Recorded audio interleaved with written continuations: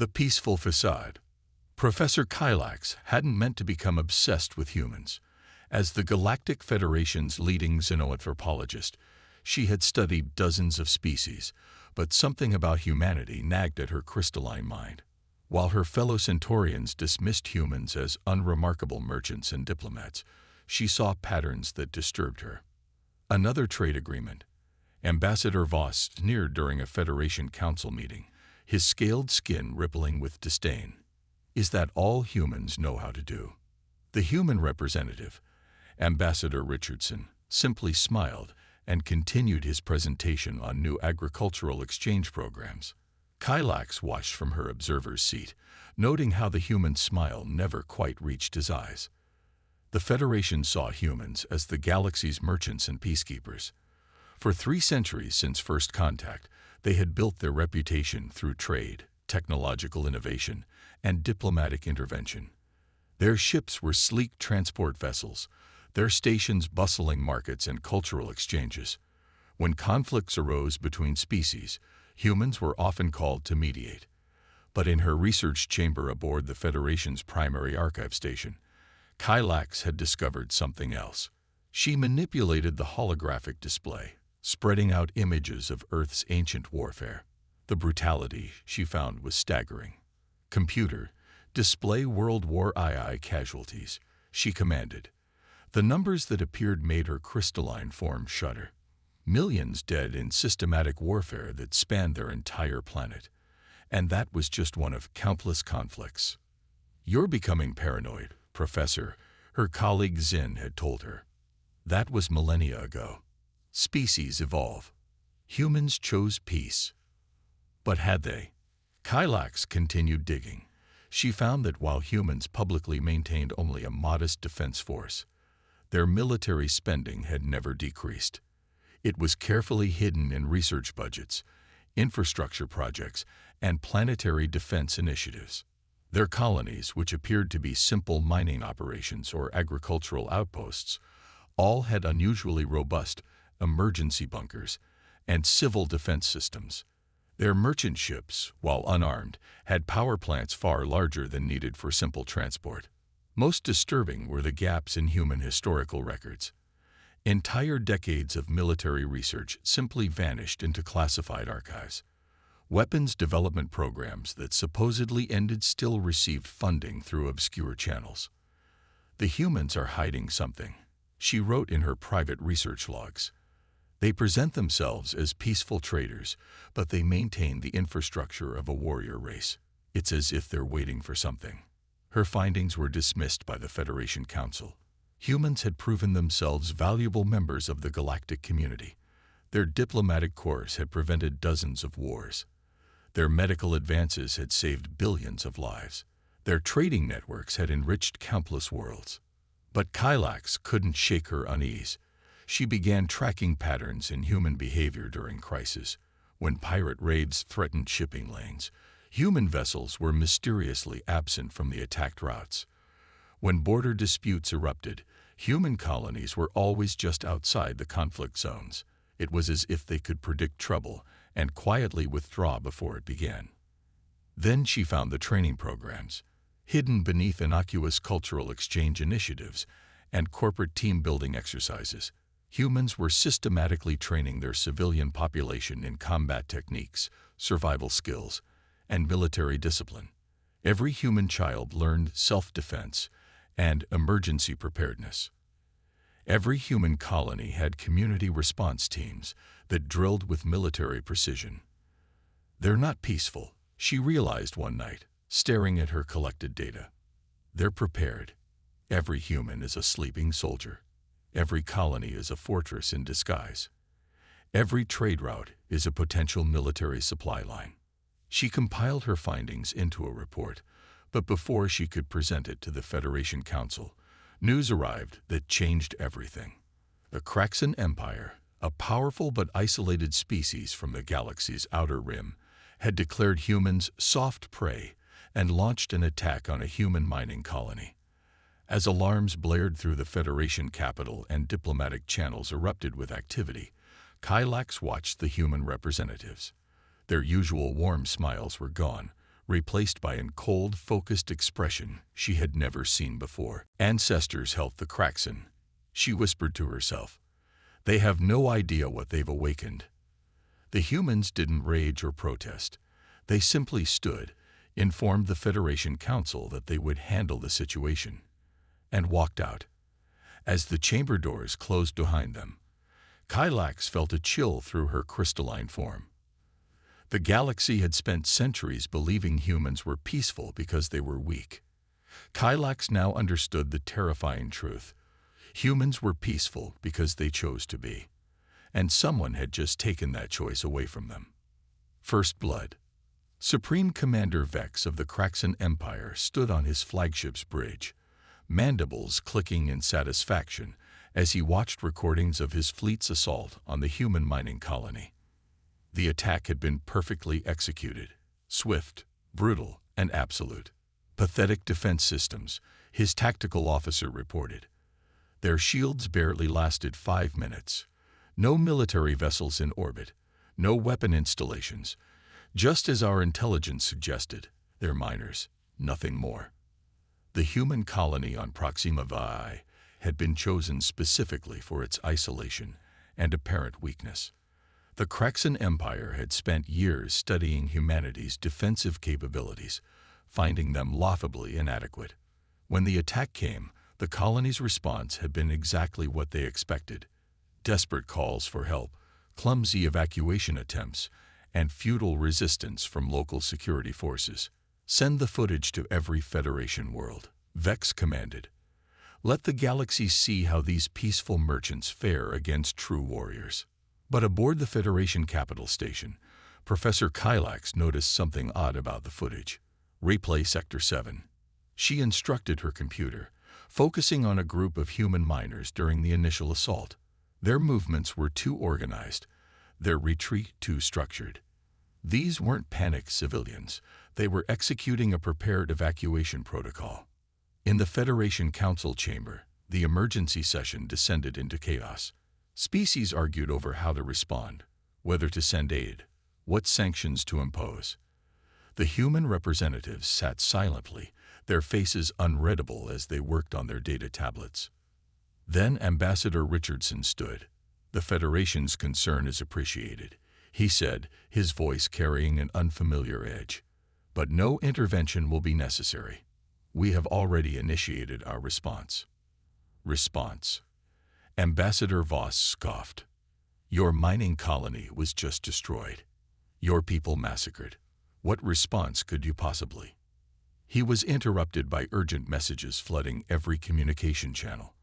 Across human space, something was happening. The supposedly modest human defense fleet was moving, but not in retreat. Ships emerged from hidden docks within asteroids and beneath planetary oceans. Orbital platforms classified as research stations transformed, revealing weapon systems far beyond known human capabilities. On the edges of Kraxan space, Supreme Commander Vex received troubling reports. Human merchant vessels, previously thought unarmed, were shedding their cargo modules to reveal military-grade weapons arrays. Trade stations were transforming into fortified battlements. Civilian ships were forming attack formations with practiced precision. Impossible, Vex muttered, watching the tactical display fill with human military signatures. Their entire merchant fleet, it was all a disguise. The first strike came without warning. A human agricultural colony near Kraxan space launched what appeared to be a mining vessel. The Kraxan Border Patrol moved to intercept what they assumed was a desperate civilian escape attempt. The vessel's hull split open like a blooming flower, revealing a weapon that turned 3 Kraxan warships into atomic vapor before they could raise their shields. Full alert.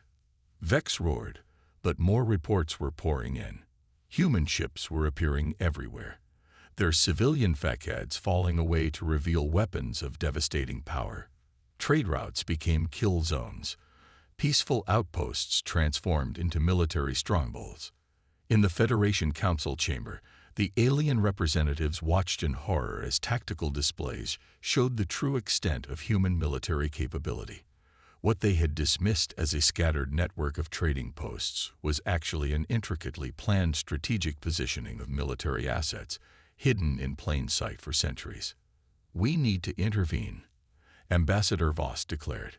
"The humans will be destroyed without our help." "No," Kylax interrupted, her crystalline form vibrating with realization. "Look at the tactical patterns. The humans aren't scrambling to defend. This isn't a desperate counterattack. This is a pre-planned military operation being executed with perfect precision. They're not going to be destroyed. They're going hunting." The Kraxan Empire had believed they were launching a show of force against a weak species. Instead, they had triggered a military response centuries in the making. Every human trade route was a supply line. Every merchant a trained soldier. Every civilian station a military installation in disguise. As the first reports of human military action reached the Federation capital, Ambassador Richardson finally looked up from his data tablet. His eyes were cold, focused, carrying none of the warmth the galaxy had come to expect from humans. "We tried to warn them," he said quietly.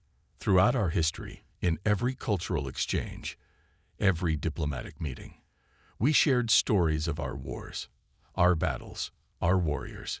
We weren't boasting. We were warning. Humanity knows war like few species ever have. We chose peace because we had to, because the alternative was too terrible to contemplate."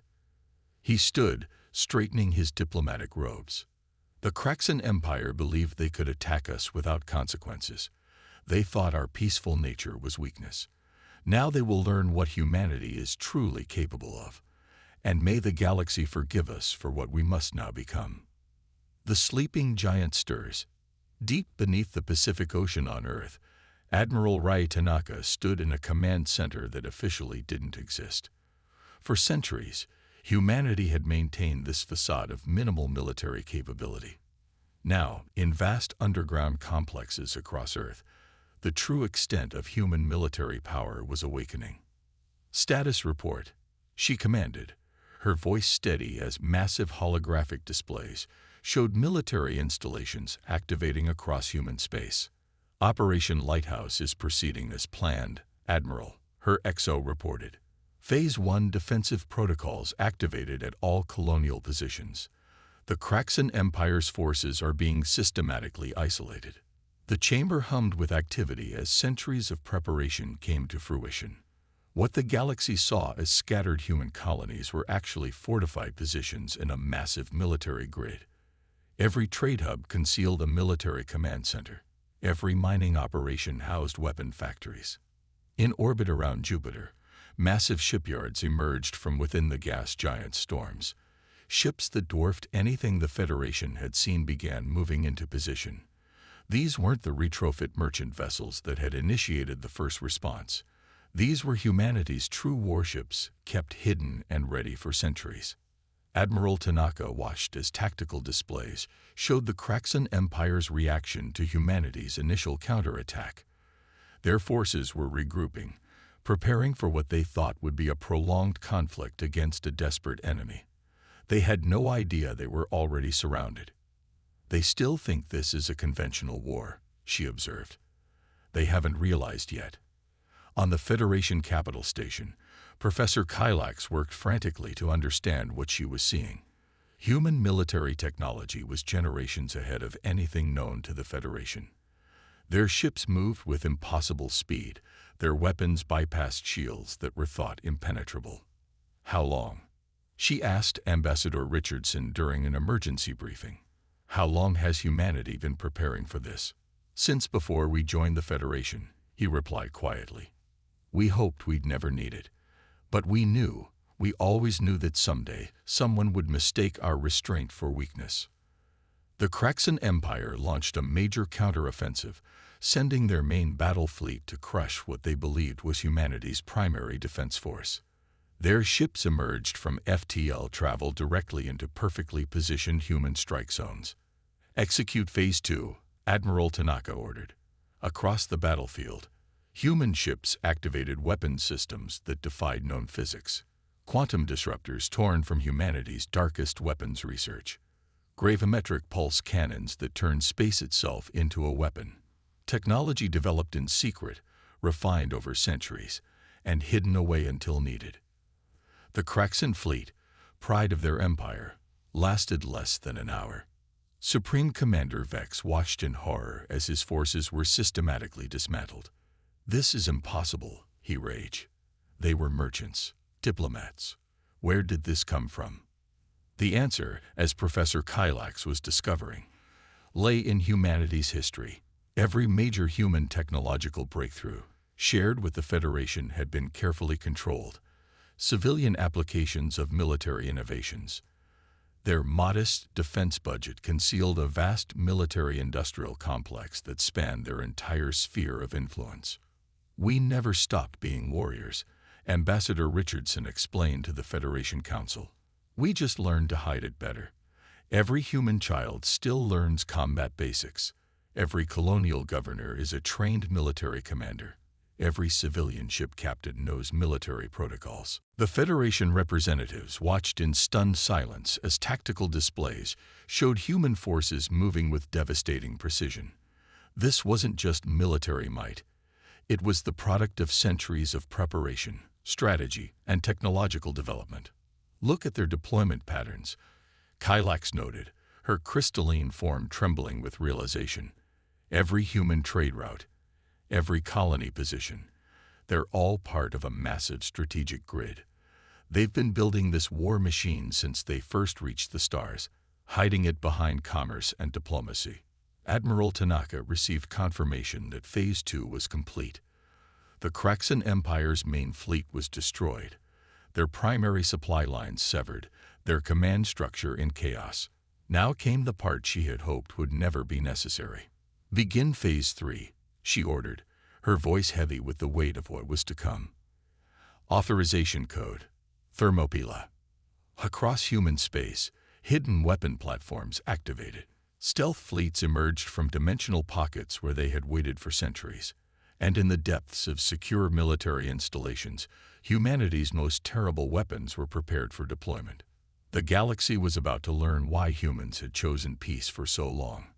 Not out of weakness, but out of the wisdom that came from knowing exactly how terrible they could be at war. Hammer of humanity. The Kraxan Empire's capital world, Vrax Prime, had never known fear. For millennia, it had been the heart of a warrior civilization that prided itself on military might. Its orbital defenses were legendary, its planetary shields impenetrable. No enemy had ever breached its defenses. Until now. High Admiral Jareth Blackwood stood on the bridge of the TSS Nemesis, humanity's flagship that had remained hidden in dimensional storage for 3 centuries. The massive vessel represented the pinnacle of human military engineering, a weapon platform disguised as a myth. Multiple Kraxan defense platforms detected, his tactical officer reported. Their shields are at maximum. Ground-based weapon systems are active. Blackwood nodded, his silver hair reflecting the dim bridge lighting. "Send the message, one time only." Across every communication channel on Vrax Prime, the same transmission played. "This is High Admiral Blackwood of the Terran Strategic Forces. You attacked our people. You slaughtered civilians. You believed us weak. This error in judgment ends today. Surrender or be destroyed." In his fortress beneath the capital city, Supreme Commander Vex laughed. "They think they can threaten us. Even with their hidden fleet, they cannot breach our planetary defenses. No weapon in the galaxy can." The sky above Vrax Prime erupted in light. The Nemesis deployed what appeared to be a small probe. As Kraxan defenders tracked its descent, Professor Kylax, watching from the Federation observation station, realized what she was seeing. "That's a dimensional inverter," she whispered in horror. They'd weaponized space-time itself. The probe activated. In an instant, every defensive shield around Vrax Prime collapsed as space itself twisted. The impenetrable defense grid, pride of the Kraxan Empire, simply ceased to exist. "All ships, execute Operation Prometheus," Blackwood commanded. Human warships emerged from quantum space at precise coordinates around the planet. Their weapons weren't designed for combat. They were designed for absolute victory. Orbital platforms were vaporized. Military installations were erased with surgical precision. In the Federation Council chamber, alien representatives watched in stunned silence. Humanity wasn't fighting a war. They were conducting an execution. The humans, Ambassador Voss whispered, they could have done this to any of us, at any time. No, Ambassador Richardson corrected quietly. We could have done worse. What you're seeing is restraint. We're destroying their military capability, not their civilization. There's a difference. On Vrax Prime, Supreme Commander Vex watched his empire's greatest defenses fall like paper. Human forces moved with impossible coordination, their weapons bypassing defenses that had stood for millennia. How? He demanded, mandibles clicking in fury. How did they hide this level of military power? The answer came from Professor Kylax's ongoing research. They never hid it, she realized, reviewing historical data. Every technological advance they shared with the Federation had dual purposes. Their terraforming technology could remake planets. Their medical nanites could disassemble matter. Their FTL drives could tear space apart. We just never saw the military applications because we never thought to look. Admiral Blackwood watched as Vrax Prime's military infrastructure was systematically dismantled. The operation was proceeding exactly as planned. A plan centuries in the making. Status report, he commanded. Phase 3 is 87% complete, sir. Kraxan military capability has been reduced to pre-spaceflight levels. Their communication networks are severed. Their fleet is destroyed. Their weapon factories are offline. Blackwood nodded. Prepare Phase 4. He paused, feeling the weight of history, and send word to Earth. Tell them it's time for the Damascus Protocol. Throughout human space, hidden installations began activating technologies that defied known physics. Weapons platforms emerged from quantum storage, their power levels beyond anything the galaxy had seen. This isn't just about the Kraxan Empire anymore, Professor Kylax realized, watching the tactical displays. The humans are revealing everything. They're showing the galaxy exactly what they're capable of. In the Federation Council chamber, Ambassador Richardson stood. For centuries, we chose peace. We chose trade. We chose diplomacy. Not because we were weak, but because we remembered what war truly meant. The Kraxan Empire forced us to demonstrate why we made that choice. The galaxy watched as humanity's full military might was finally unveiled. It wasn't just the weapons or the technology. It was the scale of preparation, the depth of planning, the perfect coordination of forces that had remained hidden for centuries. The sleeping giant hadn't just awakened, it had revealed itself to be a god of war. A new dawn. 1 month after the fall of Vrax Prime, the galaxy was still coming to terms with its new reality. The Kraxan Empire, once among the most feared military powers in known space, had been reduced to a pre-industrial civilization. Their mighty fleets were debris fields. Their fortress worlds were disarmed. Their legacy of conquest had ended in less than a week. But it wasn't the defeat of the Kraxan that had shaken the galaxy to its core. It was the revelation of what humanity had always been capable of. Professor Kylax stood before the Federation Council, presenting her final analysis. Her crystalline form pulsed with carefully controlled emotion as she displayed her findings. We fundamentally misunderstood humans from the beginning, she explained. We saw their focus on trade and diplomacy as their primary nature, with military capability as a secondary concern. The truth was exactly opposite.